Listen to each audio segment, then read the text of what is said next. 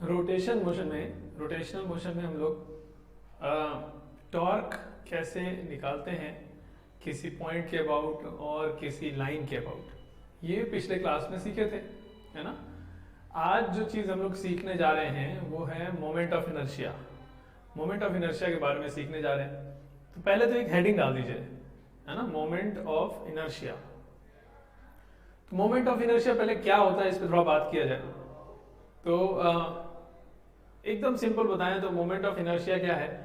तो linear motion जो हम लोग पढ़ते थे उसमें जो मास होता था, है ना, उसकी जगह रोटेशनल मोशन में अब हम लोग जो पढ़ेंगे उसमें जो ट्रांसलेटरी मोशन में मास का रोल होता था वही रोटेटरी मोशन में मोमेंट ऑफ इनर्शिया का रोल है ना। अब जैसे कि फोर्स जो था पहले उसका अब एंगुलर काउंटर पार्ट क्या आ गया, टॉर्क। वैसे ही जो पहले मास होता था अब उसका काउंटर पार्ट यहां पे क्या है, मोमेंट ऑफ इनर्शिया, है ना। अच्छा देखो एक और तरीके से बोले इसको, तो जो लीनियर चीजें होती हैं उनका जब यहाँ पे अब एंगुलर काउंटर पार्ट हम लोग पढ़ रहे होते हैं, एंगुलर मोशन में क्या चीज वही वैसा ही है जैसा लीनियर मोशन में वो चीज था, हाँ। तो कई बार उसको मोमेंट ऑफ वो वाली चीज ऐसे कहते हैं। अब जैसे कि फोर्स के करस्पॉन्डिंग अब यहाँ पे टॉर्क है, तो टॉर्क का एक और नाम है, टॉर्क को एक और तरीके से बुला सकते हैं, बोलते हैं मोमेंट ऑफ फोर्स, है ना। मोमेंट ऑफ फोर्स टॉर्क का एक और नाम है ना। उसी तरह से हम लोग आज क्या पढ़ रहे हैं, मोमेंट ऑफ इनर्शिया। एक्चुअली क्या है, पहले जो हम लोग पढ़ते थे उसमें मास ही किसी बॉडी का इनर्शिया रिप्रेजेंट करता था, है ना। इनर्शिया एक प्रॉपर्टी था, बोले थे ना, इनर्शिया एक प्रॉपर्टी है जिससे कोई भी बॉडी अपने स्टेट में चेंज को रेजिस्ट करता है। और ये भी बात है कि जिसका मास जितना ज्यादा होता है उसका इनर्शिया उतना ज्यादा, ऐसी बात होती थी ना पहले, न्यूटन्स लॉ पढ़ते थे जब, कि जिसका मास जितना ज्यादा उसका ये वाला प्रॉपर्टी, इनर्शिया वाला प्रॉपर्टी उतना ज्यादा होगा। एक तरह से मास ही उस बॉडी का इनर्शिया के लिए जिम्मेदार है कि नहीं। तो जिसका मास ज्यादा उसका प्रॉपर्टी भी ज्यादा, इनर्शिया, उसका स्टेट में चेंज करना ज्यादा मुश्किल होता था, नहीं, इसका मतलब कि उसका इनर्शिया ज्यादा है। तो उसी तरह से अब यहाँ पे मास का जो काउंटर पार्ट अब यहाँ पे हम लोग पढ़ने जा रहे हैं उसका नाम मोमेंट ऑफ मास न कह के मोमेंट ऑफ इनर्शिया कहते हैं मोर एक्यूरेटली, क्योंकि ये एंगुलर मोशन में अब इनर्शिया को रिप्रेजेंट करने वाला क्वांटिटी है, मोमेंट ऑफ इनर्शिया, है कि नहीं। तो एक बार इसका एक्सप्रेशन कैसा होता है, किसी बॉडी का मोमेंट ऑफ इनर्शिया कैसा होगा, कैसे पता करेंगे किसी बॉडी का मोमेंट ऑफ इनर्शिया कितना है, थोड़ा एक्सप्रेशन इसका क्या है इस पे बात करने जा रहे हैं। पहले इसके लिए एक एग्जांपल सीखते हैं हम लोग। देखिए जरा, मान लीजिए कि ये कोई बॉडी है ना, और कोई एक्सिस के अबाउट ये घूम रहा है, नहीं, मान लेते हैं कि, अच्छा रुको थोड़ा इसको और अच्छे से बनाते हैं, एक बार इसको हटा लिया जाए। मान लीजिए कि ये कोई बॉडी है जो कि इस एक्सिस के अबाउट, ये एक्सिस बना रहे हैं जो वर्टिकल बना रहे हैं ना, इस एक्सिस के अबाउट ये बॉडी घूम रहा है ना। डायग्राम कुछ समझ में आ रहा है, कोई बॉडी होगा और ये एक्सिस है, इस एक्सिस के अबाउट ये बॉडी घूम रहा है, ठीक है, इस एक्सिस के अबाउट ये पूरा बॉडी ऐसे से घूम रहा होगा। अच्छा, कोई कहे कि एंगुलर वेलोसिटी ओमेगा से अगर ये घूम रहा है तो इसका पूरे बॉडी का काइनेटिक एनर्जी लिखना हो अगर, है ना, तो कैसे लिखेंगे। ट्रांसलेशन हो रहा होता तो सीधा सीधा हाफ एम वी स्क्वायर, लेकिन ये तो रोटेशन हो रहा है, प्योर रोटेशन कर रहा है, तो कैसे लिखा जाए इसका एनर्जी, कैसे लिखा जाए। तो देखो क्या कर रहे हैं, ये जो बॉडी है ये बहुत सारे छोटे छोटे मासेस से मिलके बना होगा, बहुत सारे पार्टिकल्स से मिलके बना होगा, और वो सारे जो पॉइंट मासेस हैं या जो सारे जो पार्टिकल्स हैं प्योर रोटेशन में वो सारे पार्टिकल्स सर्कुलर मोशन कर रहे होते हैं, है ना। फिर अगर इंडिविजुअल पार्टिकल्स को सोचा जाए तो सर्कुलर मोशन कर रहे हैं, तो सर्कुलर मोशन तो एक तरह का ट्रांसलेटरी मोशन है, पिछले क्लास में डिस्कस हुआ था। तो उसका काइनेटिक एनर्जी लिख सकते हैं, हर एक अलग अलग पार्टिकल का half M V square, translation motion में तो हाफ एम वी स्क्वायर होता है, तो हर एक इंडिविजुअल पार्टिकल का काइनेटिक एनर्जी अगर लिख दिए हाफ एम वी स्क्वायर करके, तो सबको जोड़ दें तो पूरे मास का काइनेटिक एनर्जी आ जाएगा, है ना। ये एक तरीका है। चलो ऐसे करने जा रहे हैं।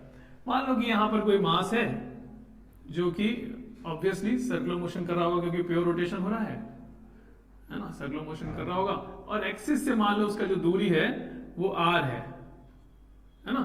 और ये जो मास एलिमेंट है, ये जो मास का टुकड़ा है, मास एलिमेंट है, ith मास है ऐसा मान ले रहे हैं, तो mi इसका मास हो गया और ri इसका एक्सिस से मान लो दूरी है। तो सबसे पहले तो इसका स्पीड कितना होगा, तो सर्कुलर मोशन कर रहा होगा, ये स्पीड होता है r ओमेगा, पिछली क्लास में डिस्कस हुआ था ना। तो इसका एक्सिस से दूरी ये है और ओमेगा दिया ही, तो r ओमेगा करके इसका स्पीड लिख देंगे। तो इस मास का काइनेटिक एनर्जी कितना होगा, तो ये जो ith मास है इसका काइनेटिक एनर्जी होगा हाफ m, इसका ith मास का मास mi लिए ना, तो हाफ m, और स्पीड मतलब ri omega square, half mv square, इसका काइनेटिक एनर्जी लिख दिए। देखो ठीक है कि नहीं। अच्छा ये समझ में आ रहा है कि I क्या लिखे हैं हम, ith मास है नहीं, जैसे ith एलिमेंट होता है ना, first element, second element, ith element, nth element, वो I लिखा हुआ है, ith मास, और ith मास का एक्सिस से जो दूरी है उसको ri लिखे हैं, तो हाफ mv स्क्वायर लिखा हुआ है, उसका काइनेटिक एनर्जी लिखा हुआ है।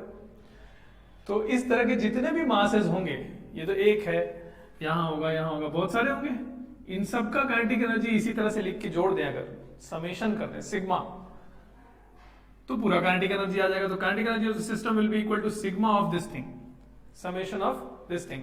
और I का वैल्यू 1 से लेके, मतलब फर्स्ट मास से लेके जितने भी मान लो n टुकड़े हैं, n पार्टिकल्स हैं इसके अंदर, तो I is equal to 1 to n लिखते थे ना ऐसे यहाँ पे, तो I इज इक्वल टू 1 से लेके n तक ऐसे लिख दिया जाएगा, तो समेशन कर दिया जाएगा सबका काइनेटिक एनर्जी का। सही बात है, चलिए अच्छा।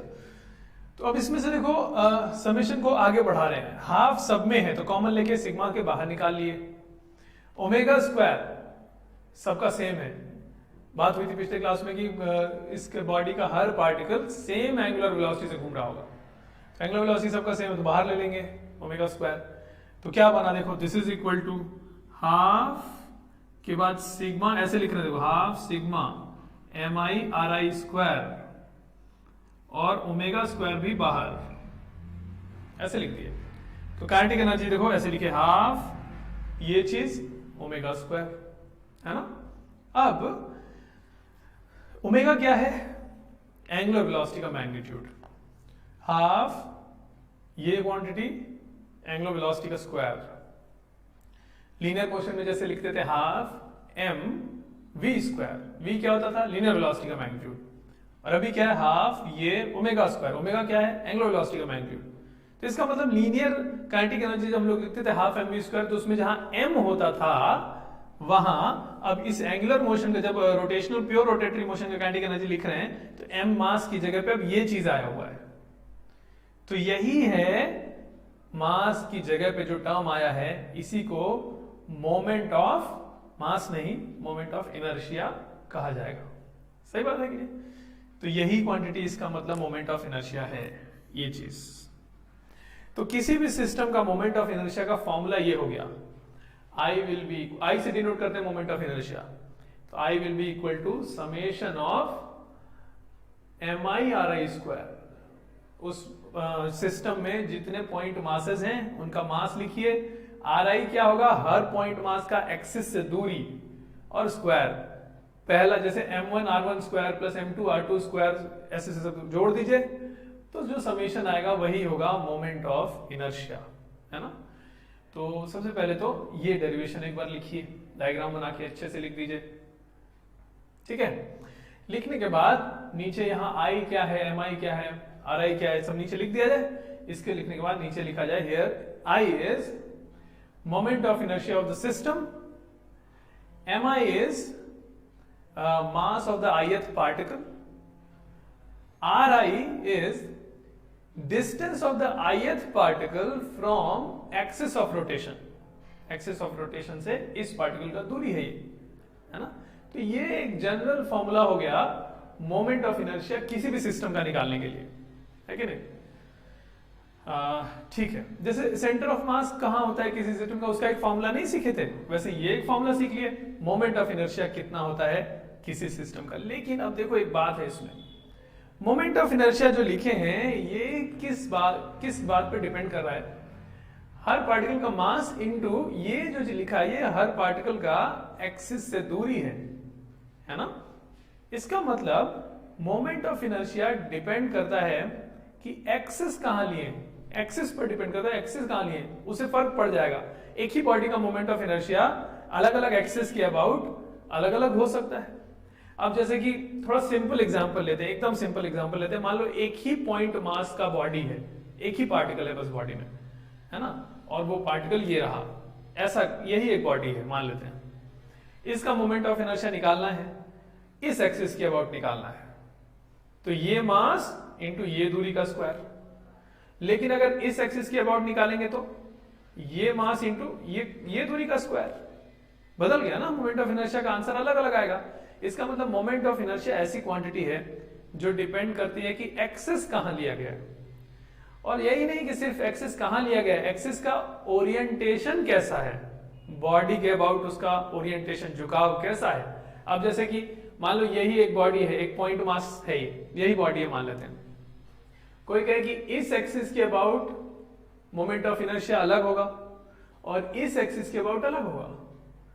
यही इसी एक्सिस को ऐसे झुका दें तो मोमेंट ऑफ इनर्शिया बदल गया है। क्यों बदल जाएगा देखो हम बता रहे हैं। जब ये एक्सिस ऐसे था तो मोमेंट ऑफ इनर्शिया था ये मास अगर m है तो m इंटू ये दूरी का स्क्वायर। लेकिन जब इस एक्सिस को ऐसे कर दिए तो ये मास इंटू एक्सिस से परपेंडिकुलर डिस्टेंस लेंगे ना, पॉइंट का लाइन से दूरी, तो ये दूरी का स्क्वायर हो जाएगा ना, बदल जाएगा। ये सब कहने का मतलब ये हुआ कि मोमेंट ऑफ इनर्शिया फिक्स्ड नहीं है किसी बॉडी का, अलग अलग एक्सिस के अबाउट अलग अलग होता है। एक्सिस पे डिपेंड करता है।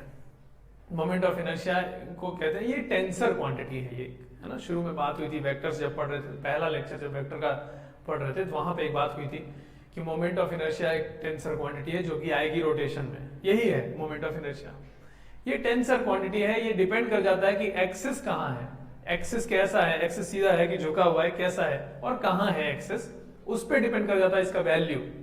ऐसा तो कभी स्केलर्स में और वेक्टर्स में नहीं होता था। अब जैसे मास है, मास तो किसी चीज का जितना है उतना है, ऐसा नहीं कि इस एक्सिस के अबाउट मास इतना है, इस एक्सिस के अबाउट मास इतना, ऐसा तो नहीं होता था, नहीं।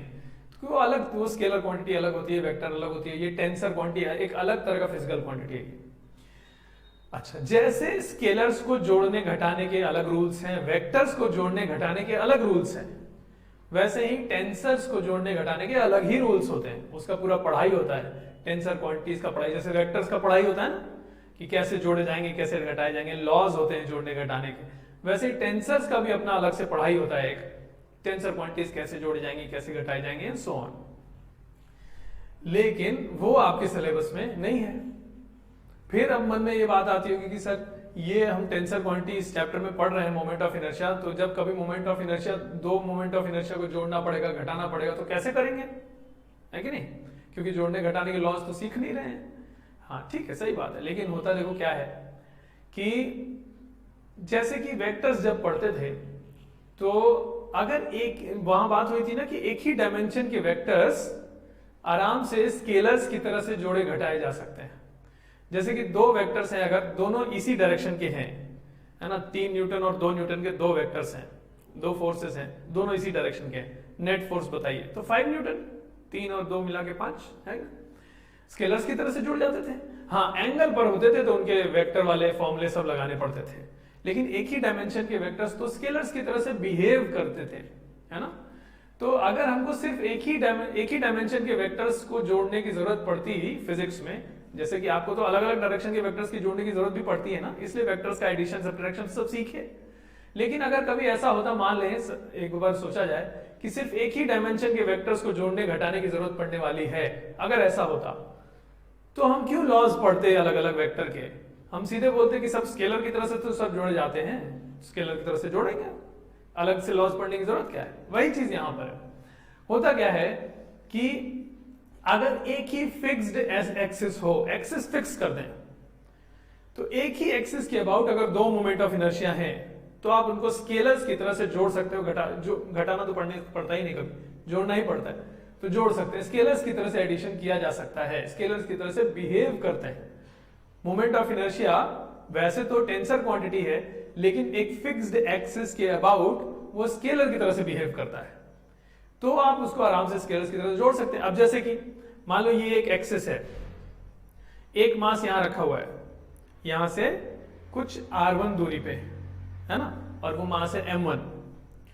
एक और मास इधर रखा है, यहां से r2 दूरी पे, और वो मास है m2। तो कोई कहे कि इस मास का इसी एक्सिस के अबाउट मोमेंट ऑफ इनर्शिया कितना है, तो m1r1 स्क्वायर, उसका कितना है m2r2 स्क्वायर, तो सिस्टम का कितना, दोनों मिला के कितना हुआ m1r1 square plus m2r2 square, scalar summation कर दिए ना, यही तो लिखा हुआ है। ये इसकी सिग्मा जो है, sigma is a scalar summation, scalar summation तो लिखा हुआ है, हर पॉइंट का मोमेंट ऑफ इनर्शिया निकाल के स्केलर समेशन कर दिया गया है, क्योंकि स्केलर की तरह से बिहेव करते हैं मोमेंट ऑफ इनर्शिया अगर एक्सिस एक ही हो। हाँ, एक्सिस अगर बदल देंगे, अब जैसे इस एक्सिस के अबाउट इस मास का moment of inertia m1r1 square है ना, और मान लो कोई और एक्सिस इधर है, उस एक्सिस के अबाउट m2 मास का moment of inertia m2r2 square है, तो कोई कहे कि पूरे सिस्टम का मोमेंट ऑफ इनर्शिया जोड़ इस तरह से जोड़ सकते हैं क्या? नहीं, अब नहीं जोड़ घटा सकते। अलग अलग एक्सिस के अबाउट जो दो मोमेंट ऑफ इनर्शिया हैं उनको जोड़ना घटाना नहीं सिखाया गया। एक फिक्स्ड एक्सिस हो तो दो मोमेंट ऑफ इनर्शिया को, दो हो या दो 10 हो, कितने भी हो, जो स्केलर्स की तरह से जोड़ा जा सकता है ना। तो इसीलिए हम लोग को अलग से इनके लॉस सीखने की जरूरत नहीं है, हम लोग को हमेशा फिक्स्ड एक्सिस ही मिलेगा, फिक्स्ड एक्सिस होगा, एक ही एक्सिस होगा, और तभी मोमेंट ऑफ इनर्शिया की बात की जाएगी, वरना वो आपके सिलेबस के बाहर की बात हो जाएगी, है ना। चलिए साहब, तो ये बात हुई कि मोमेंट ऑफ इनर्शिया है तो टेंसर, लेकिन फिक्स्ड एक्सिस के अबाउट देखा जाए तो स्केलर की तरह से बिहेव करता है। कुछ कुछ बातें लिखते भी चला जाए। अब जैसे यहां तक लिख चुके हैं हम लोग कि I क्या है, MI क्या है, RI क्या है, इसके नीचे और कुछ बातें लिखा जाए moment of inertia of a body depends upon the axis, है ना। पहले तो ये लिख दिया एक्सिस पे डिपेंड करता है, डिपेंड्स अपॉन द एक्सिस। एक बात हो गई। एक और बात लिखा जाए, moment of inertia of a body also depends upon the orientation of axis. यही नहीं कि एक्सिस कहां पर है, उसका ओरिएंटेशन कैसा है, झुका है कि सीधा है। एक और लिखा जाए, पहला तो हो गया एक्सिस का, एक्सिस पे डिपेंड करता है कि एक्सिस है कहां, है ना। एक तरह से हम लोग लिख सकते थे कि पोजीशन ऑफ एक्सिस है, और दूसरे पॉइंट में लिख रहे हैं ओरिएंटेशन पे भी डिपेंड, ओरिएंटेशन ऑफ एक्सिस पे भी डिपेंड कर गया। और एक और बात, एक और थर्ड पॉइंट में ये भी लिखा जाए moment of inertia is a tensor quantity, but about a fixed axis it behaves as a scalar quantity. Behave करता है वैसे, ये नहीं कह रहे कि स्केलर हो जाता है तो टेंसर स्केलर कैसे हो जाएगा, नहीं, वैसे बिहेव करता है। बिहेव करता है मतलब उस तरीके से उसको जोड़ा घटाया जा सकता है ना। तो about a fixed axis it behaves as a scalar quantity. चलिए, तो ये बात को हम लोग यूज किया जाएगा क्वेश्चंस में, मोमेंट ऑफ इनर्शिया पता करने के क्वेश्चंस में, है ना। चलिए सर, कुछ क्वेश्चंस हम लोग शुरू किया जाए। अब सबसे पहले तो कुछ छोटे छोटे बेसिक क्वेश्चंस हैं, उनसे शुरू करेंगे, और फिर इसी में आगे थोड़े और कॉम्प्लेक्स क्वेश्चंस कैसे किए जाते हैं वो सीखा जाएगा। सबसे पहले ये देखो, सिंपल सा एक क्वेश्चन है, दो पॉइंट मासेस हो गए m1 m2, ठीक है, और मान लो ये x एक्सिस है और ये y एक्सिस है, इधर x है इधर y है, लिख दे रहे, चलो ये x लिख दे रहे हैं, इसको y लिख दे रहे हैं। इनके बीच का ये जो गैप है वो कुछ d है, d दूरी पे है दोनों, ठीक है। चलिए क्वेश्चन लिखिए, find moment of inertia of the system about x, y and z axis, तीनों एक्सिस के अबाउट मोमेंट ऑफ इनर्शिया पता करना है। तो एक बार सॉल्व करके देखिए,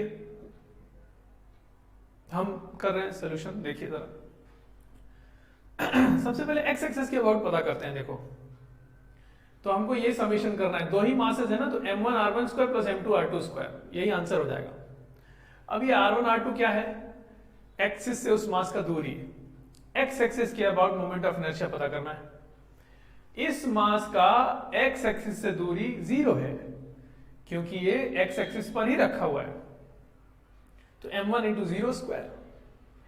इस मास का भी x एक्सिस से दूरी 0 है, क्योंकि ये मास भी x एक्सिस पर ही रखा हुआ है, तो इसका मोमेंट ऑफ इनर्शिया हो गया m2 इंटू 0 स्क्वायर।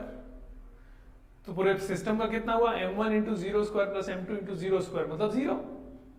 तो I about x axis will be 0, एक आंसर हो गया। दूसरा y एक्सिस के अबाउट, इसके अबाउट देखेंगे तो ये मास तो y एक्सिस पर ही रखा है, तो इसका तो 0 हो गया, m1 इंटू जीरो स्क्वायर। ये जो मास है वो y एक्सिस से d दूरी पे है, तो m2 इंटू डी स्क्वायर, तो इसका 0 plus m2 D square answer हो गया।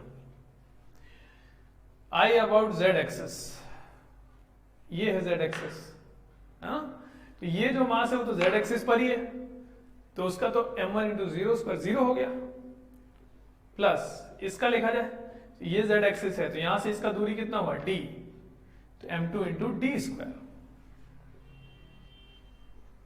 ये हो गया तीनों एक्सिस के अबाउट इस सिस्टम का मोमेंट ऑफ इनर्शिया, है ना। चलिए ऐसा और करते हैं।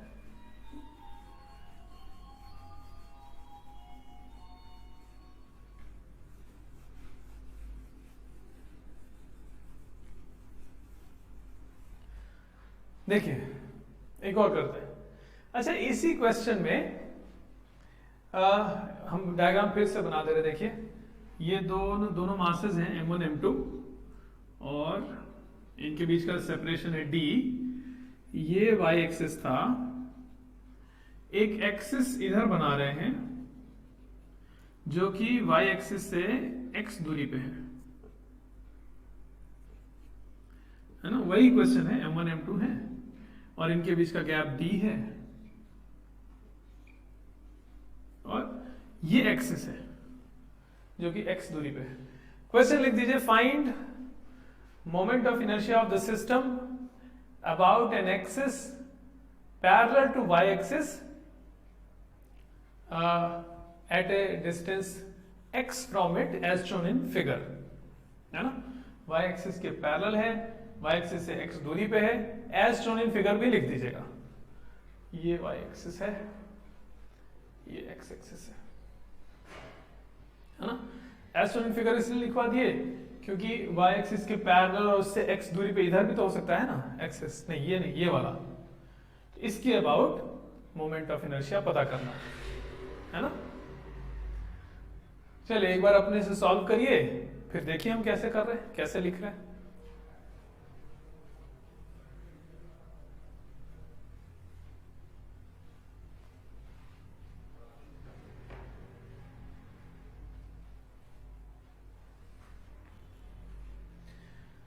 देखिए तो पहले, अच्छा ये वाला जो मास है वो एक्सिस से x दूरी पे है, ये जो मास है एक्सिस से x दूरी पे है, तो m1 इंटू एक्स स्क्वायर है ना, लिखते जा रहे हैं m1 एक्स स्क्वायर प्लस ये जो मास है वो इतने दूरी पे है, ये दूरी है कितना d माइनस एक्स, तो plus m2 into D minus x का स्क्वायर, है कि नहीं।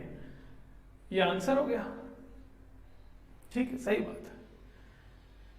चलिए इसी पर एक और क्वेश्चन करने जा रहे हैं, इसी डायग्राम पर, है ना। लिखा जाए, in the above question find the value of x for which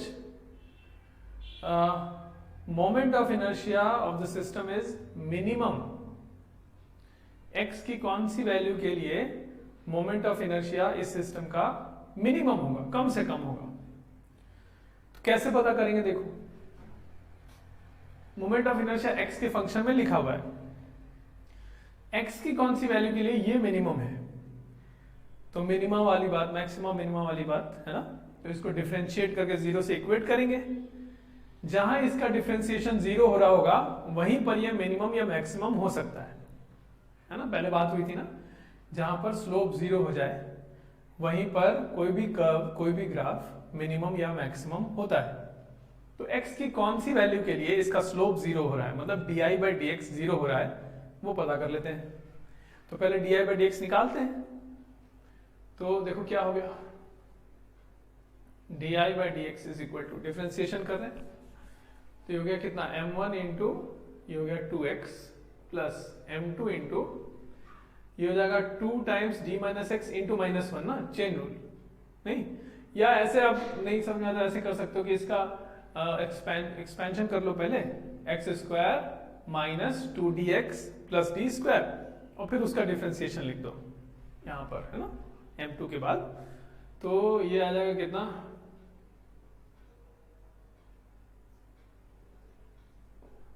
ऐसा आएगा, है ना। इसका एक्सपेंशन ये हुआ ना, x square minus 2dx plus D square, तो इसका डिफ्रेंसिएशन ये हुआ माइनस 2dx का डिफ्रेंसिएशन 2d हुआ, ये माइनस है, और इसका डिफ्रेंसिएशन 0 है, ये आएगा। चलिए, ये तो हुआ इसका डिफ्रेंसिएशन, और जहां पर इसका डिफ्रेंसिएशन 0 हो रहा होगा वहीं पर मैक्सिमा या मिनिमा हो सकता है। तो इसको 0 से इक्वेट करके x के लिए सॉल्व कर लिया जाए। तो देखो कैसे कर रहे हैं, this is equal to, sorry, अगर ये चीज को 0 से इक्वेट कर रहे हैं तो सब में से पहले तो 2 हटा लेते हैं, है ना, अच्छे से लिख लेते हैं। ये होगा m1x, फिर यहां से आएगा माइनस m2 इंटू डी। अच्छा ये भी तो है ना पहला, रुक जाओ, प्लस लिख दे रहे हैं m2 into X minus m2 into D is equal to 0। सब में से 2 हटा लिए, यहां से यहां से यहां से, है ना। तो ये चीज कितना आया, x इज इक्वल टू, ये हो गया m2d upon m1 plus m2। x की ये वैल्यू के लिए मोमेंट ऑफ इनर्शिया सिस्टम का मिनिमम होने वाला है कि नहीं। अच्छा देखो, अब देखो इससे हम लोग कुछ सीखना है, ये क्वेश्चन हम ऐसे नहीं कराएं, इससे कोई रूल सीखना है हम लोगों को। रूल क्या है, देखो, जितने भी पैरेलल लाइंस बनाई जाएं, पैरेलल एक्सिस बनाया जाए, एक्स की अलग अलग वैल्यू के लिए अलग अलग पैरेलल लाइंस बनेंगी, है कि नहीं। जितने भी पैरेलल लाइंस बना दी जाएं उनमें से सबसे कम मोमेंट ऑफ इनर्शिया किस केस में आएगा, जब यहां x इक्वल टू इतने से जो लाइन पास कर रही होगी, ये है क्या, m2d अपन m1 प्लस m2 कुछ होता है ना। अगर कोई कहे कि इस सिस्टम का सेंटर ऑफ मास का पोजीशन पता करिए, तो कैसे करेंगे, axiom is equal to m1 तो ओरिजिन पे है, तो m1 इंटू 0, m2 है यहां से d दूरी पे, plus m2 into D, m1 x1 plus m2 x2 upon m1 plus m2 होता है ना एक्सियम, है ना। ये तो 0 है, m2d upon m1 plus m2 आया। क्या मतलब, मतलब ये हुआ कि ये जो x है ये सेंटर ऑफ मास है, नहीं। तो इसका जहां कहीं भी सेंटर ऑफ मास होगा इस सिस्टम का, उस सेंटर ऑफ मास से जो एक्सिस पास करके जाएगा उसके about moment of inertia system का मिनिमम होगा, है कि नहीं। अच्छा रुक जाओ, आगे बढ़ने से पहले थोड़ा सा कुछ बच्चों को ये कंफ्यूजन रहता है, उस पर भी बात कर लेते हैं कि जहां डिफरेंशिएशन 0 होता है वो जगह मिनिमा मैक्सिमा दोनों हो सकती है, दोनों में से कोई एक होगा। तो कैसे पता कि ये मिनिमा वाली जगह है ना। हमको पूछा था कि मिनिमम मोमेंट ऑफ इनर्शिया कहाँ से x की कौन सी वैल्यू के लिए होगा, तो हमने सॉल्व किया, इतना आया, लेकिन क्या पता ये मिनिमम की जगह, क्या पता मैक्सिमा की जगह हो। नहीं, ऐसा नहीं, मिनिमा ही है। कैसे मालूम,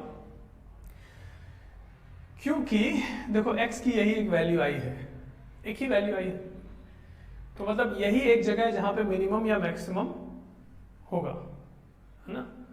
अब मैक्सिमा ये हो नहीं सकता, मैक्सिमा हो नहीं सकता, क्यों, क्योंकि हमको पहले से पता है कि मोमेंट ऑफ इनर्शिया मैक्सिमम होने के लिए x कितना होगा। हम बताएं, x इनफाइनाइट। सोचो अगर यहां से इनफाइनाइट दूरी पे, यहां से x दूरी पे एक एक्सिस बनाए थे ना, लाइन बनाए थे, तो यहां से इनफाइनाइट दूरी पे एक लाइन बना दी जाए, तो उस लाइन के अबाउट इस सिस्टम का मोमेंट ऑफ इनर्शिया भी इनफाइनाइट हो जाएगा। कैसे मालूम, ये मास भी उस एक्सिस से इनफाइनाइट दूरी पे है, ये मास भी उस एक्सिस से इनफाइनाइट दूरी पे है, तो m1 इंटू इंफिनिटी का square plus m2 into infinity का स्क्वायर मोमेंट ऑफ इनर्शिया हो गया इनफाइनाइट, है ना। तो मैक्सिमम मोमेंट ऑफ इनर्शिया तो कब आएगा, जब x का वैल्यू कितना हो, इनफाइनाइट। तो ये क्या है, ये इनफाइनाइट थोड़ी है, तो बीच में कहीं है ना, तो ये वैल्यू क्या है, फिर इसके अबाउट क्या होगा, मिनिमा होगा। मैक्सिमा तो हो नहीं सकता, मैक्सिमा हमको पहले से पता है कहां है, मैक्सिमा तो इंफिनिटी पे है, तो ये क्या है फिर मिनिमम होगा, है ना, जो हमसे पूछा गया था कि मिनिमम मोमेंट ऑफ इनर्शिया के लिए x का वैल्यू क्या होगा, तो यही है। चलिए वापस आते हैं अपनी बात पे। हम कह रहे थे कि ये जो पोजीशन है ये सेंटर ऑफ मास का पोजीशन है, देखो। तो ये सब बातों का कंक्लूजन ये हुआ कि किसी भी सिस्टम का मोमेंट ऑफ इनर्शिया मिनिमम कब होगा, अगर बहुत सारे पैरेलल लाइंस बना दी जाएं तो इनमें से कौन सी लाइन के अबाउट मोमेंट ऑफ इनर्शिया कम से कम होगा, मिनिमम होगा, वो लाइन वो होगी जो सेंटर ऑफ मास से पास करे, है ना। तो ये सीखना है हम लोगों को। अच्छा, तो एक चीज पहले सुनो, बात क्या बता रहे हैं। सिर्फ ऐसे नहीं सीखना चाहिए कि मोमेंट ऑफ इनर्शिया मिनिमम होता है सेंटर ऑफ मास से जो एक्सिस पास करे उसके अबाउट, नहीं, शुरू से among all the parallel axes, जितने भी पैरेलल एक्सिस हैं, इन पैरेलल लाइंस में से कंपैरिजन अगर हो तो मिनिमम किसका है, वो उस लाइन के अबाउट जो सेंटर ऑफ मास से पास करे, है ना। हम लोग यहीं से शुरू किए थे कि पैरेलल लाइंस खूब सारी अगर बनाई जाएं तो उनमें से कौन सी लाइन के about moment of inertia minimum होगा, वो लाइन के अबाउट जो सेंटर ऑफ मास से पास करे, है ना। तो ये वाला जो रूल है कि मिनिमम होता है सेंटर ऑफ मास से पास करने वाली लाइन के अबाउट, ये किसके लिए है, कंपैरिजन अगर हो रहा हो पैरेलल एक्सिस में, है ना। ये नहीं, ऐसे नहीं करना कभी कि सर देखिए ये दो मासेस हैं, ये इनका सेंटर ऑफ मास है, इस लाइन के अबाउट मोमेंट ऑफ इनर्शिया और इस लाइन के अबाउट मोमेंट ऑफ इनर्शिया को कंपेयर कर रहे हैं। तो कोई कहे सर ये तो सेंटर ऑफ मास से पास नहीं कर रहा है लेकिन तब भी इसके अबाउट मोमेंट ऑफ इनर्शिया कम आ गया, जबकि ये सेंटर ऑफ मास से पास कर रहा है और इसके अबाउट मोमेंट ऑफ इनर्शिया इससे ज्यादा आ गया, तो रूल गलत हो गया। नहीं, इसके लिए रूल है ही नहीं। रूल किसके लिए है, वो सारी लाइंस जो आपस में पैरेलल हों उनमें से कौन सी लाइन के अबाउट मोमेंट ऑफ इनर्शिया कम से कम होगा, उस लाइन के अबाउट जो सेंटर ऑफ मास से पास करेगी, है ना। लिखा जाए नोट करके इसके नीचे लिख रहे हैं, देखिए, among all the parallel axes moment of inertia of the system will be minimum about the axis passing through the center of mass of the system, ठीक है ना। चलिए, जो सेंटर ऑफ मास से पास करेगा एक्सिस उसके about moment of inertia minimum होगा। ये रूल हमेशा ट्रू होता है। आगे चल के इसका एक और अगला स्टेप की बात हम लोग किया जाएगा, नहीं पहले तो कुछ और क्वेश्चंस करेंगे हम लोग, तब आगे चल के ये बात और किया जाएगा। चलो कुछ क्वेश्चंस करने जा रहे हैं हम लोग।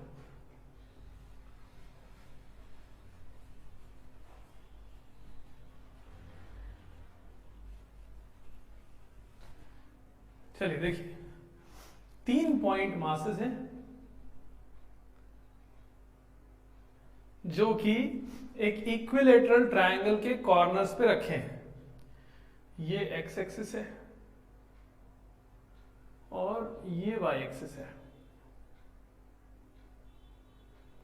और जेड एक्सिस बाहर, इधर लिख दे रहे हैं एक्स और वाई।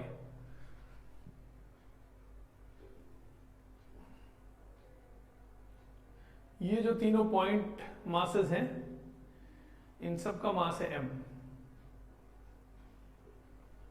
है ना, सेम मास। और ये जो इक्विलेटरल ट्रायंगल है उसका साइड लेंथ है l। चलिए अच्छा, question, find moment of inertia of the system about x, y and z axis. आप लिख सकते हैं अपने से, एक बार सॉल्व करके देखिए फिर हमारा सोल्यूशन देखिए हम कैसे कर रहे हैं। पहले x एक्सिस के अबाउट, तो हर मास का मास इनटू उस मास का x एक्सिस से दूरी का स्क्वायर करके जोड़ते चला जाएगा। तो ये मास तो x एक्सिस पर ही रखा है, तो x एक्सिस से इस मास का दूरी है 0, तो m1 इंटू 0 स्क्वायर, m है ना सर, m इंटू 0 स्क्वायर लिखते चलते चलो, i about x m into 0 square plus ये मास भी x एक्सिस पर ही है तो m इंटू 0 स्क्वायर प्लस ये मास x एक्सिस से कुछ दूर है, कितना दूर है, ये डिस्टेंस, परपेंडिकुलर डिस्टेंस, पॉइंट का लाइन से दूरी परपेंडिकुलर डिस्टेंस होता है ना, परपेंडिकुलर ड्रॉप कर दिए, ये दूरी, अब ये L है और ये 60 डिग्री, इक्विलेटरल ट्रायंगल है, तो L sin 60 मतलब L √3/2, तो ये कितना हुआ m इंटू, नीचे लिख देना, इधर रुक जाओ, फिर से लिख रहा हूं, उधर पीछे उधर जगह नहीं है। पहला हो गया m इंटू जीरो स्क्वायर, ये हो गया m इंटू जीरो स्क्वायर, फिर ये हो गया m इंटू L√3/2 का स्क्वायर, ये हो गया x एक्सिस के about moment of inertia. This is equal to कितना, तो 0 + 0 + इतना कितना आया है 3/4 ml²। देखो ठीक है कि नहीं, 3/4 ml² है ना, ये हो गया x एक्सिस के अबाउट इस सिस्टम का मोमेंट ऑफ इनर्शिया। अब सिमिलरली y एक्सिस के अबाउट देखा जाए तो I अबाउट y एक्सिस इधर लिखते हैं।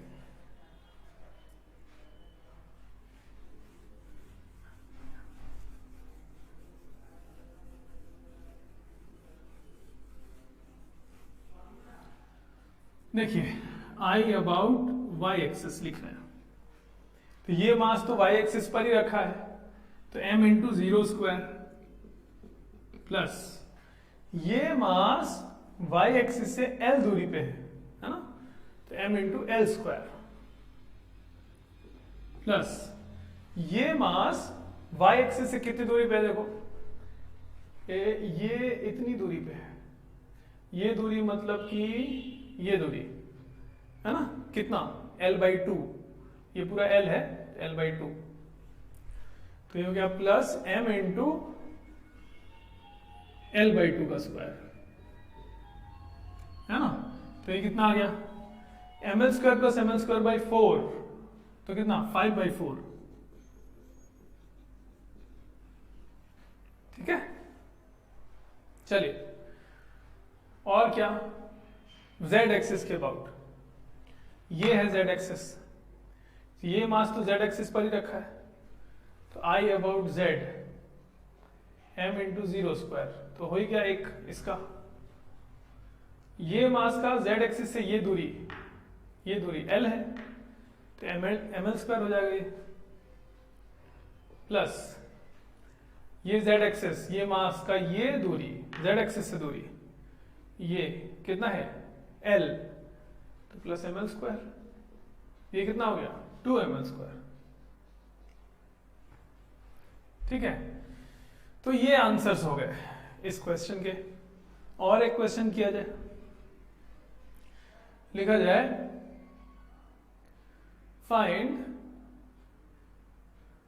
Moment of inertia of the system about an axis. इसी सिस्टम की बात हो रही है ना, इसी सिस्टम के लिए एक और सवाल पूछ रहे हैं। आपने लिखा कि find moment of inertia of the system about an axis.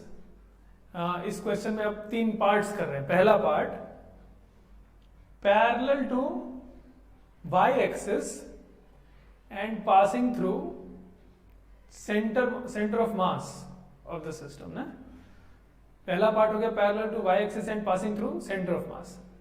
दूसरा part, parallel to z axis and passing through centre of mass, है ना। तीसरा question, parallel to x axis and passing through centre of mass, है ना। ये 3 parts हो गए question के। तो हम सॉल्व कर, एक बार आप ट्राई करिए जरूर, है ना, ट्राई करिए, फिर उसके बाद हम सोल्यूशन कर रहे हैं, देखिए जरा।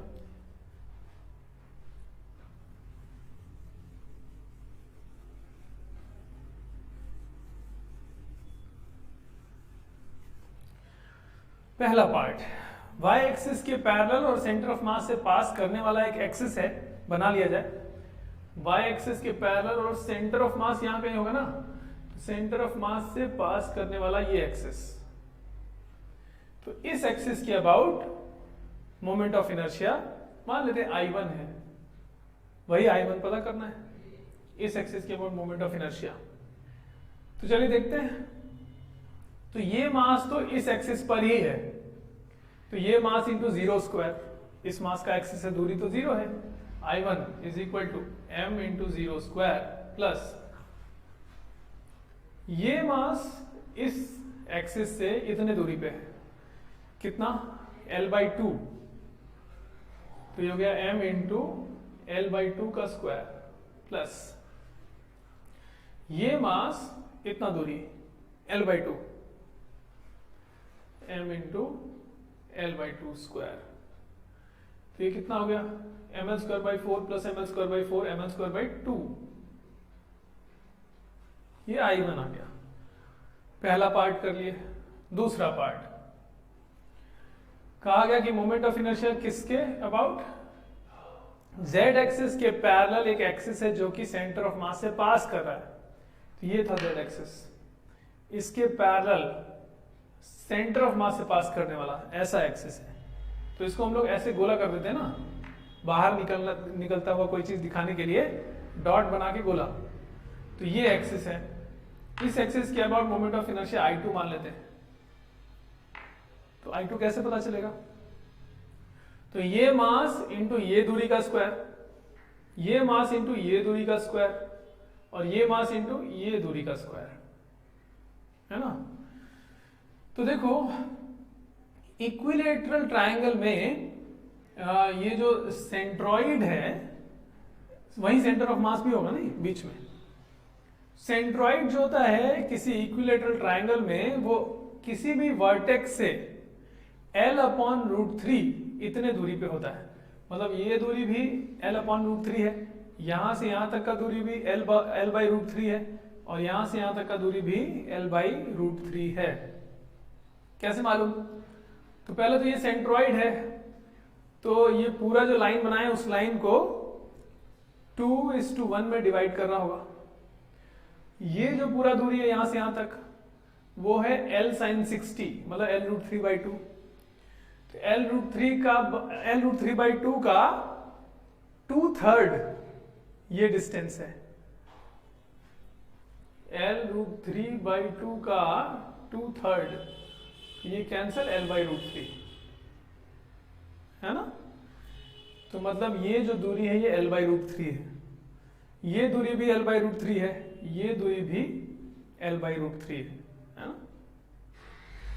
चलिए तो अब हम लिखते हैं I2 इस एक्सिस के about, I2 is equal to ये m इंटू L/√3 का square plus m into L/√3 का square plus m into L/√3 का स्क्वायर, जोड़ दे तीनों, तो हो गया m इंटू L/√3 का स्क्वायर प्लस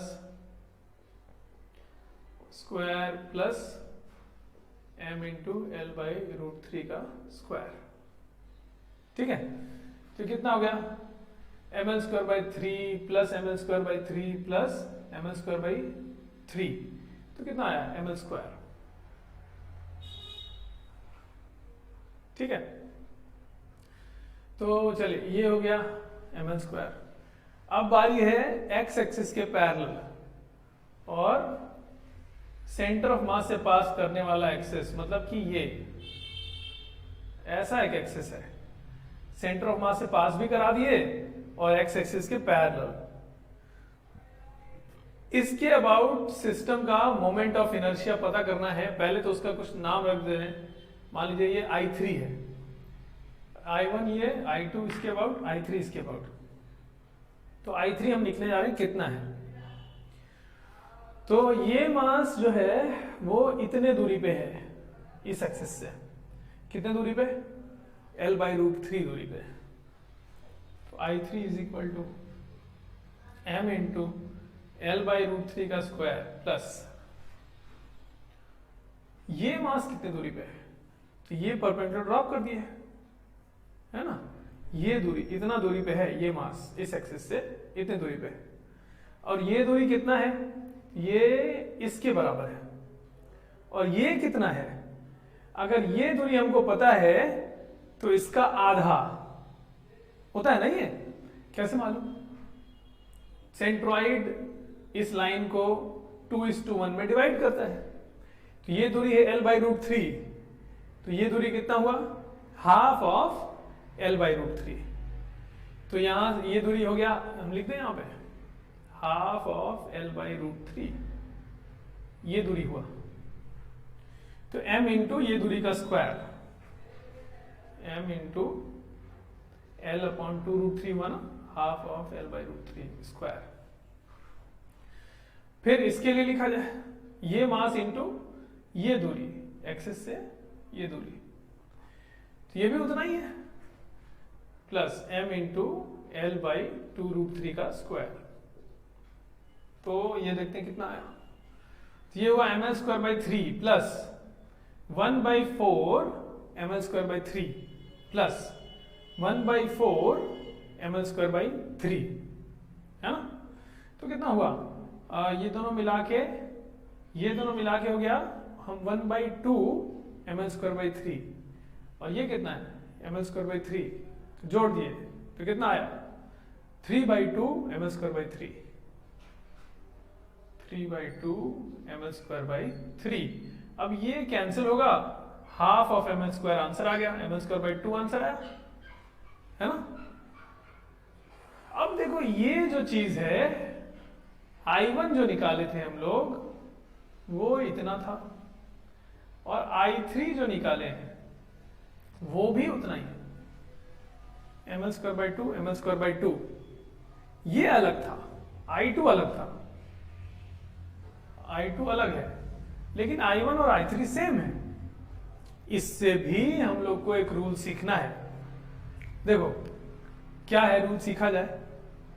हमने पता किया सेंटर ऑफ मास से ये अलग अलग एक्सिस बनाए, एक ऐसे और एक बाहर की तरफ। इनमें से ये दोनों एक्सिस जो है I1 वाला और I3 वाला जो मोमेंट ऑफ इनर्शिया है, ये I1 था, सॉरी यहाँ I1 लिख दें, I1 वाला और I3 वाला सेम आया। इसके अबाउट जितना मोमेंट ऑफ इनर्शिया है इसके अबाउट भी उतना ही है, हाँ इसके अबाउट अलग आ गया। देखो रूल ये है कि जो रेगुलर बॉडीज होंगी, रेगुलर बॉडीज कैसी होती हैं, इक्विलेटरल ट्रायंगल एक तरह का रेगुलर बॉडी, हर तरफ से एक जैसा, इक्विलेटरल ट्रायंगल एक रेगुलर बॉडी। और कौन कौन से रेगुलर बॉडीज होते हैं पहले हम बताते हैं। इक्विलेटरल ट्रायंगल एक हो गया, और क्या, स्क्वायर एक रेगुलर बॉडी हो गया। फिर regular pentagon, regular hexagon and so on, जितने भी होते हैं रेगुलर बॉडी, रेगुलर ऑक्टागन हो या कोई भी गन हो, एनगॉन, रेगुलर एनगॉन, है ना, जितने भी होते हैं। तो उन सारे के लिए एक रूल है, जितने भी रेगुलर बॉडीज होती है, इक्विलेटरल ट्रायंगल से शुरू करके जितने भी रेगुलर बॉडीज, तो रेगुलर मतलब तीनों साइड से एक जैसे, है ना। और ये नहीं, रेगुलर 2 डायमेंशनल बॉडीज की बात हो रही है, 2D बॉडीज है ना, ट्रायंगल 2D शेप है, और स्क्वायर 2D शेप है, और पेंटागन, हेक्सागन, ये सब 2 डायमेंशनल शेप्स है ना, और प्लस रेगुलर भी होना चाहिए। अब जैसे कि कोई कहे कि रेक्टेंगल के लिए क्या ये रूल है, नहीं, केवल रेगुलर बॉडीज के लिए, और वो भी प्लेनर। तो किसी भी रेगुलर प्लेनर बॉडी के लिए एक रूल ये है कि उस बॉडी के ज्योमेट्रिकल सेंटर से पास करने वाला जितने भी लाइंस बना दी जाएं in the plane of body, जैसे कि ये लाइन बनाए, उन सब के about moment of inertia same आएगा, एक ही आएगा। और हमने तो बहुत सिंपल लिया था, ऐसा और ऐसा। कोई कहे कि नहीं, एक ऐसा लाइन बनाया है, इसी के प्लेन में सेंटर ऑफ मास से पास कर रहा है, लेकिन यहां से कुछ थीटा एंगल पर, तो इसके अबाउट भी उतना ही आएगा। सॉल्व करके देखें सब अच्छे से, हम डोंट वरी, ये आता है, सब सही है। हम क्या कह रहे हैं कि कोई भी रेगुलर बॉडी हो तो उसके ज्योमेट्रिकल सेंटर से पास करने वाली उसी के प्लेन में जितनी भी लाइंस खींच दी जाएं उन सब के about moment of inertia same होता है। जितना इसके अबाउट उतना ही इसके अबाउट, उतना ही इसके अबाउट। ये बहुत बढ़िया बात है, इससे हम लोग क्वेश्चंस आगे चल के जब करेंगे बहुत आसान कर लिया जाएगा। अब जैसे कोई हमको परेशान करने के लिए क्वेश्चन में ऐसे पूछ सकता है कि ये है और यहां से थीटा एंगल पर एक लाइन बना दिए, इसके अबाउट आई बताइए सिस्टम का। तो हम इसके अबाउट क्यों पता करेंगे, हम सबसे आसान करेंगे, हम इसकी अबाउट पता करेंगे। ये तो सबसे आसान था ना, m into zero square m into L by two square m into L by two square, इसके अबाउट पता करेंगे और जो आया आंसर वही आंसर इसके लिए भी दे देंगे, आसान कर लेंगे अपना क्वेश्चन, है ना। तो ये बहुत बढ़िया रूल है, कई क्वेश्चन को आसान कर देगा। और रुको, इससे भी अच्छा एक रूल बताते हैं, फिर दोनों लिखवाएंगे। तो एक तो यही हो गया कि रेगुलर टू डायमेंशनल बॉडी है अगर, तो उसके ज्योमेट्रिकल सेंटर से पास करने वाला कोई भी लाइन उसी के प्लेन में अगर ड्रॉ किया जाए, प्लेन से बाहर ड्रॉ करेंगे तो अलग आ सकता है आंसर। अब जैसे इसका अलग आया और इसका अलग आया, तो इसका आंसर अलग होगा। ऐसा कोई लाइन हो एंगल पे ऐसे, उसका भी कुछ और आंसर होगा, इसका कुछ और आंसर होगा। लेकिन इसके प्लेन में जितनी लाइन से इसके सेंटर से पास करेंगे उन सबका सेम आंसर होगा। इससे भी बढ़िया एक रूल, ये तो टू डायमेंशनल बॉडी इसके लिए है। अगर कोई रेगुलर थ्री डायमेंशनल बॉडी हो 3D में, जैसे कि क्यूब एक रेगुलर थ्री डायमेंशनल बॉडी है, स्फेयर एक रेगुलर थ्री डायमेंशनल बॉडी है ना, कोई थ्री डायमेंशन में रेगुलर बॉडी हो, तो अब तो ये भी बात नहीं है कि उसके प्लेन में ही लाइन खींचिए, नहीं, कोई सा लाइन खींच दीजिए आप, बस उसके सेंटर से पास करना चाहिए। क्यूब है तो क्यूब के सेंटर से पास करने वाला किसी भी डायरेक्शन में कोई लाइन खींच दीजिए, उन सारे लाइंस के about moment of inertia same आएगा, एक ही आएगा। क्या कह रहे हैं हम, मान लो कि ये जो रूम है, कमरा है, आप जिस कमरे में बैठे हैं वो मान लो एक क्यूब होगा, तो उसका जो सेंटर होगा बीच में कहीं हवा में होगा। अब वहां से पास करने वाला आप एक सीधा ऐसे वर्टिकल लाइन बनाएं, या एंगल पे ऐसे खींच दें, या हॉरिजॉन्टल लगा बना दें, ऐसे बना दें, ऐसे बना दें, ऐसे कैसा भी लाइन बना दें, बस सेंटर से पास करना चाहिए। उन सारी लाइंस के about moment of inertia system का सेम आएगा। ये और बढ़िया बात है, इसमें तो प्लेन वाला भी चक्कर नहीं है कि उसी के प्लेन में, प्लेन की तो कोई बात ही, थ्री डायमेंशनल बॉडी है तो किधर भी खींचिए सेम आता है आंसर। बहुत बढ़िया बात है, इससे देखो बड़ा क्वेश्चन आसान कर देंगे। अब जैसे कि मान लो कोई क्यूब होगा ना, तो क्यूब होगा और कोई कहे कि क्यूब का जो बॉडी डायगोनल है ना, क्यूब का एक कॉर्नर उसके अपोजिट इधर वाला कॉर्नर बॉडी डायगोनल, वो तो सेंटर से पास करेगा, उस लाइन के अबाउट मोमेंट ऑफ इनर्शिया निकालिए। तो ऐसे तो कोई सॉलिड क्यूब इस तरह का हो और ऐसे बनाने में फंस जाओगे, नहीं निकाल पाओगे। इस तरह से अगर निकालना हुआ, नहीं, ये वाला रूल यूज करेंगे कि पूछा जरूर उसके अबाउट है, हम लोग उसके अबाउट सॉल्व नहीं करेंगे। कैसे करेंगे, सेंटर से लाइन बनाएंगे सीधा वर्टिकल, और वो क्वेश्चन हम करके दिखाएंगे आगे, बड़ा आसान होता है ये बताना, तो आंसर सीधा आ जाएगा, कोई चक्कर नहीं, बड़ी जल्दी आंसर आ जाते हैं। तो ये रूल हम लोग यूज करेंगे ना, तो एक बार नोट करके लिख दिया जाए। दो बातें हैं, एक हो गया प्लेनर बॉडी के लिए, एक हो गया थ्री डायमेंशनल बॉडी के लिए, दोनों बातें लिखा जाएगा। चलिए नोट करके पहला पॉइंट देखिए, in case of a regular two dimensional body, moment of inertia of the system, या बॉडी लिखे तो बॉडी ही लिखिए, moment of inertia of the body about any axis in the plane of the body passing through its geometrical center will be same। एक बात हो गई। Note का दूसरा पॉइंट लिखिए, in case of a regular three dimensional body, moment of inertia of the body about any axis passing through centre of the body, body का centre जहां होगा, विल बी सेम। और छोटा रूल है और बढ़िया रूल है, नहीं? चलो अच्छा, तो ये दो रूल्स हैं जो हम लोग क्वेश्चंस में आगे चल के यूज किया जाएगा। अभी हम लोग को देखो क्या है, दो रूल्स और सीखने हैं मोमेंट ऑफ इनर्शिया पता करने के, और तब जाके मोमेंट ऑफ इनर्शिया के ढेर सारे क्वेश्चंस किया जाएगा। हम लोग दो रूल्स और सीखने हैं हम लोगों को, दो सीख चुके आज ना। कौन कौन सा? एक तो कि सारे पैरेलल एक्सिस के में अगर कंपैरिजन हो तो सेंटर ऑफ मास से जो एक्सिस पास करता है उसके बाद मोमेंट ऑफ इनर्शिया सबसे कम होता है। और फिर दूसरा ये कि रेगुलर बॉडीज के लिए ज्योमेट्रिकल सेंटर से पास करने वाले जितने एक्सिस बना देंगे उनके बाद मोमेंट ऑफ इनर्शिया सेम होता है ना। दो रूल सीख चुके, दो और सीखना है हम लोगों को, उनका नाम है पैरेलल एक्सिस थ्योरम और परपेंडिकुलर एक्सिस थ्योरम। ये दोनों थ्योरम सीखेंगे हम लोग पहले, फिर मोमेंट ऑफ इनर्शिया के ढेर सारे क्वेश्चंस किया जाएगा। आज का लेक्चर हम लोग यहाँ पे फिनिश कर रहे हैं।